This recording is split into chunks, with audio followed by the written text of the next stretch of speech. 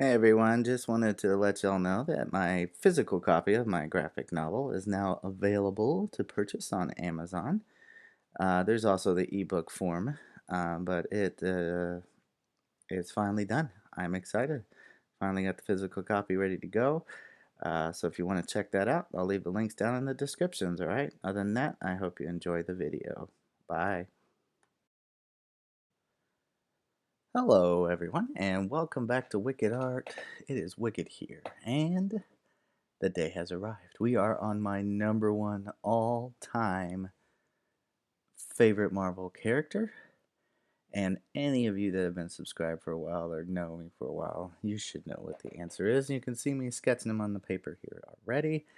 But out of all my top fives, my number one is, of course, Spider-Man Peter Parker. He has been my favorite since I was little. Again, just like with everything else, I was heavily introduced probably in the late 80s to Spider-Man, but mostly in the 90s.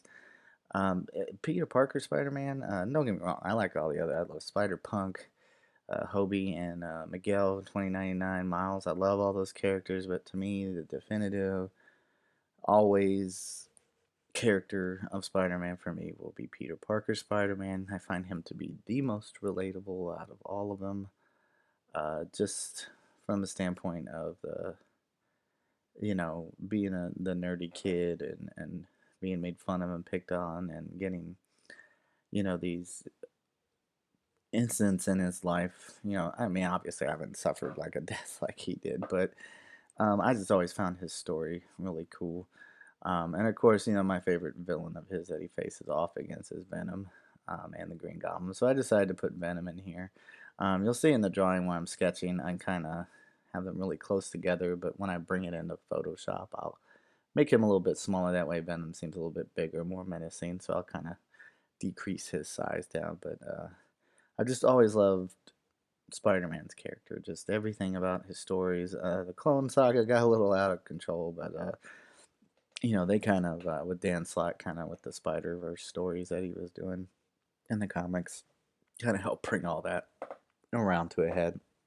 But at the end of the day, just the fact of his intelligence and the spider sense and everything just makes him a formidable fighter. And yes, there are characters in the Marvel Universe who could probably wipe the floor with Spider-Man, but still, at the end of the day, I'm always rooting for him. Anything that comes out, I'm there, ready to see and watch and do. So basically, what I did here, I just kind of came in and shrunk. I just used the lasso tool and shrunk him down some, just like I said, so that Venom be a little bit bigger. Um, and then I just created a layer above that. I just called it Spider-Man lines because I wanted to keep it separate from Venom. Um, so I could just easily just make adjustments without affecting the other set of lines. So, and then of course I just created a new layer and called that Venom lines. And just kind of started tracing in his stuff. I made little adjustments here and there to things I didn't really like, to how they looked. And again, since Venom has a black suit, um, when I'm done kind of tracing him out, I kind of decided to go ahead and put in, the shadows based off of his black suit. So it's kind of like the same thing I did with like Nightcrawler and character of Storm. I have just highlighted regions, um, but of course, I got to put the spit on there, on his tongue. But I just really wanted to make sure I covered as much area in black while also showcasing and highlighting some of the features on his face too. And again, mostly I go for what looks cool as opposed to what's 100% accurate. But I do have a little bit of thought into that placed on there. Once I had that, I just kind of used the paint bucket and just filled them in, which did it quickly, so it saved me some time. It doesn't always work out in my favor if I don't plan it out right, but in this instance it did, which I'm thankful for. It saved me a lot of time. And then I'm just going in and inking the rest of Spider-Man, defining muscle areas, putting little extra lines in here and there just to kind of bring it out, make it look cool. In hindsight, I know when I get to the end, I should have probably defined his abs a little bit more. Um, but it was just an oversight on my part. I probably should have caught that. Other than that, once I get done, inking things in, of course, when you've been watching these videos, or if you're new, this information is kind of more important. But I wanted to, after doing this background, because originally I wasn't really sure what I was going to do with it, so I decided to do like we're on top of a building with a cityscape in the background.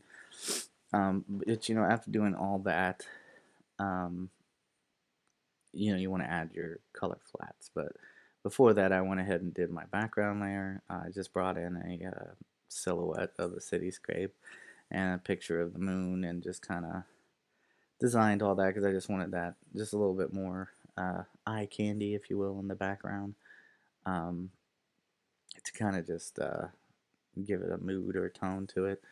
Um, and then I add the color layers below. What I do is I just use the magic wand tool and I pick the lines layer and then just invert that, and then I just start coloring it in. That way my colors don't go outside the lines. Um, Venom was a little bit easier because obviously there's not a whole lot of color other than the black and the white. Of course, the tongue and the spittle, the venom spittle on his tongue would be the things that I would add in there. I went for I couldn't really decide what color, but I decided to go for more of like a mucusy green kind of color. For the teeth, I just did kind of like a bone white, but for the tongue spittle on there, or slime, or slobber, whatever you want to call it, I decided to go for kind of like a slime green type look. And then I just color in the background, basic brick color. Um, and then I kind of forgot to color in Venom's white on his outfit. But yeah, I mean, for the most part, I just added in a few soft light touches with an overlay, did a gradient for the background, um, and then did like the shadows on the body as well, for both Venom and Spider-Man. Once I finished with that, I went in and I did some highlights with a soft round brush. That way, we kind of get that moonlight shining on them. And I did the same thing with Venom. Um, and then after that, I just kind of went and did like a color dodge layer and just kind of lightly, I think I set it at 20%, just because it was kind of drowning out too much, but I did want to have a little bit of reflectivity on there. Um, but yeah, I mean, that's it. My number one is Spider-Man and will always be, unless they just come out with some stellar character I've never seen before. But thank you for this. If you want to see me do my top 5 villains, I would love to do that. Let me know down in the comments. Also, let me know who your number one out of your top 5 favorite Marvel characters are. If you're new to the channel, hit the subscribe button if you like what you saw. Like I said, comments really help me guide the channel, what you want to see, what you want to see me know how to do, whether it's traditional or digital. Just leave me a comment and I will get to it. Other than that, have a great day, keep sketching, and I'll see you in the next one. Bye.